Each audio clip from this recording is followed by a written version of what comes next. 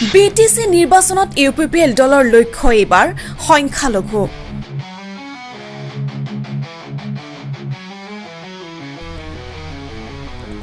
ইতিমধ্যে বড়ো ভূমিত নিৰ্বাচনক লৈ তৎপৰতা বাঢ়িছে বিভিন্ন ৰাজনৈতিক দলসমূহৰ।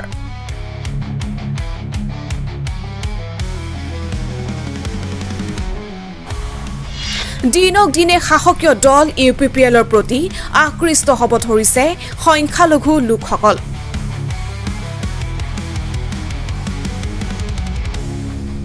নতুনকৈ বিটিআৰত অন্তৰ্ভুক্ত হোৱা দৰং জিলাৰ ভেৰভেৰী গাঁও পঞ্চায়তৰ ভোটাৰৰ দুৱাৰতলিত এইবাৰ ইউপিপিএল।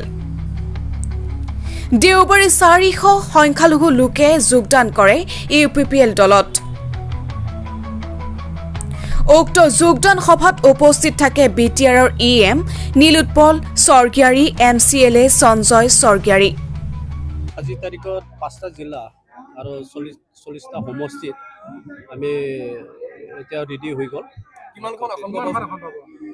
এতিয়া অলপ দিন পিছত আমি আপোনালোকক মুকলিকৈ ক'ম কিমান আসন পাব নাপাব, কিন্তু এতিয়া যদি কয় তেতিয়াহ'লে এইটো অলপ মানে প্ৰি মিচিউৰ্ড হ'ব, কাৰণ নিৰ্বাচন নটিফিকেশ্যন অহাই নাই, নিৰ্বাচন হোৱাই নাই, হয় ন নহয়।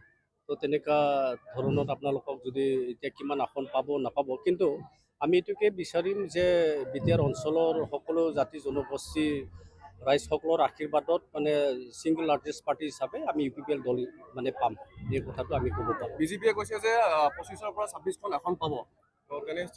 এভৰি পলিটিকেল পাৰ্টি তেওঁলোকৰ নিজৰ নিজৰ তেনেকুৱা প্ৰিন্সিপলটো থাকে, চবেই বিচাৰিব। এতিয়া বেলেগ দলবিলাকো ধৰক মানে BPF হওক বা বেলেগ দল বা ইউপিপিএলে হওক বা বিজেপিয়ে হওক, সকলো নিজৰ যিটো নেকি ষ্টেণ্ডটো ক্লিয়াৰ কৰি থৈ দিয়ে। News desk report, Kalaigaon live.